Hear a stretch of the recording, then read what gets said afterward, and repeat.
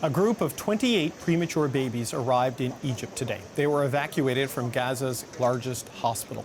Several other babies died there when incubators were knocked out after a loss of power and a collapse of medical services.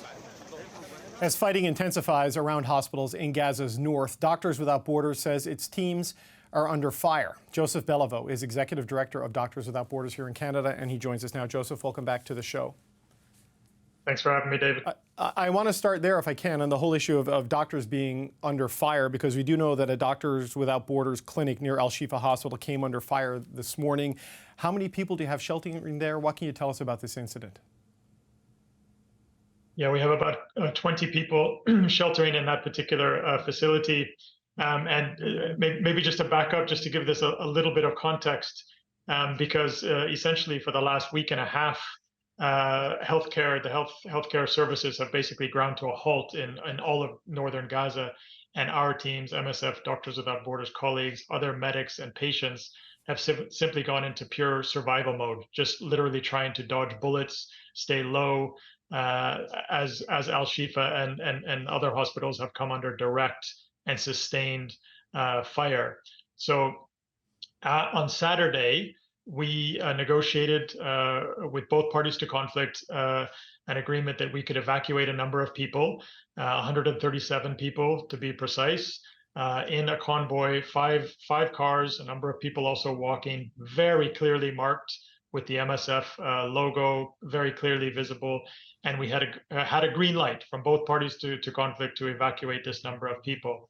Now, we had gotten down to the very last checkpoint. So we've gotten through a few of the checkpoints. The very last one was clogged up and crowded. So despite having pre-permission to be able to get through that checkpoint, we could not. That convoy had to turn back.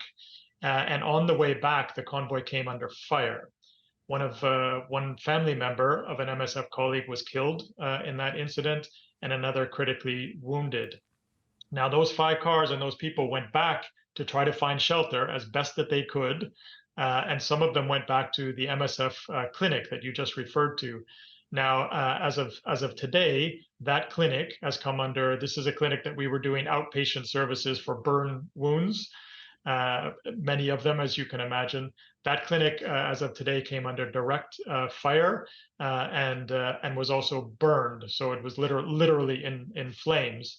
The 5 cars that we had used for these evacuation purposes, 4 of them were burned, lit on fire, and 1 of them crushed by some kind of heavy machinery and split in 2 and just crushed.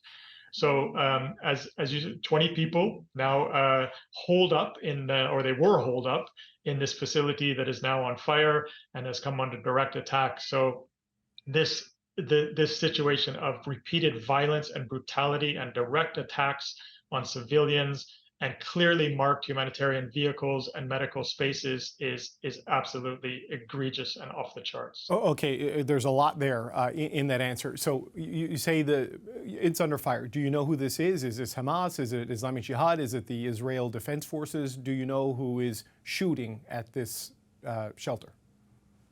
We can't confirm any particular shot fired or any particular incident. We know that there's intense fighting around these medical facilities, and we certainly know from the pattern of incidents that have occurred up to now that Israeli drones and airstrikes are a part of this. That Israeli tanks are involved.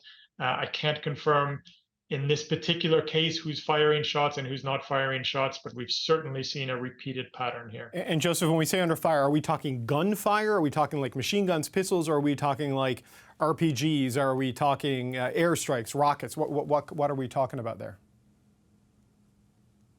Yeah, a good mix of all those things, really.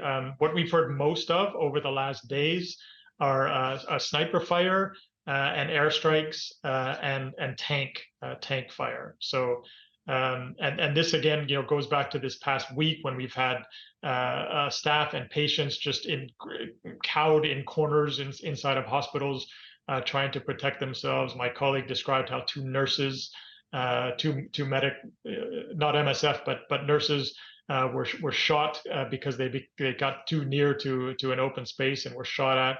Airstrikes apparently they reported again, hit people who were trying to evacuate from Al-Shifa. This is just days ago. So I think really a combination of the different types of attacks.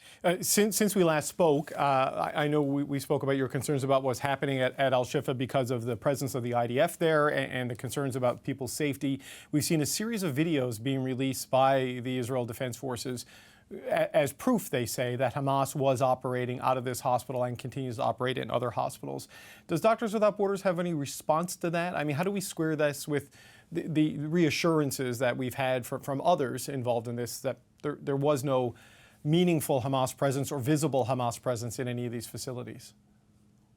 We just can't square it. I can't say definitively how close, where Hamas had its bases exactly, where it's been hiding exactly, but certainly what my colleagues have repeatedly said over and over is that these were fully functional, comprehensive medical spaces where we were providing surgical care and nutritional care and maternal care and newborn care, and we've never heard, my colleagues have never shared anything related to Hamas being anywhere near inside of these facilities. So I just can't square it. We know that these facilities were used for medical purposes. We know that they were deliberately targeted and systematically deprived of the essentials, water and supplies necessary to run medical facilities. That's what we know. So the situation now is many of these facilities are not functioning. You say you have your staff, they're sort of pinned down, and the cars they were going to use for the evacuation have either been crushed or set on fire. What is your sense? I'm assuming some communication has been restored because you have some details of what's going on. Just what level of health care is functioning inside Gaza right now, and the probability or the chances for your people to get to safety as they tried to do?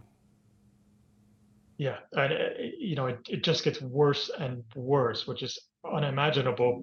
The only health care, if you could call it that, at this stage and anywhere in northern Gaza, is just the heroic efforts of individual medics.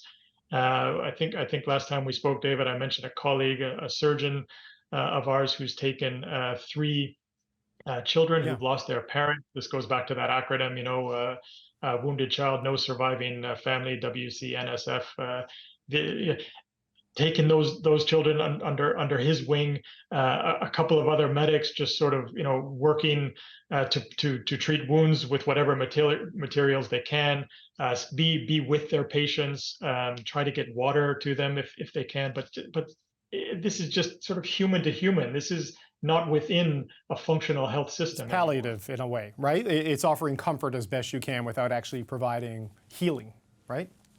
Some of it is certainly palliative, also knowing that that patients have died because of the services have been cut, and many more really face that prospect as well. Right. Okay. So just as a final question, Joseph, like you said, you're trying to get 137 people out. I know at least one of them was killed in what happened, and that is obviously difficult for your team. But is there any hope or any chance that the rest of them can get out? Do you have any idea? I don't know. I don't know at this stage. I don't even know how now.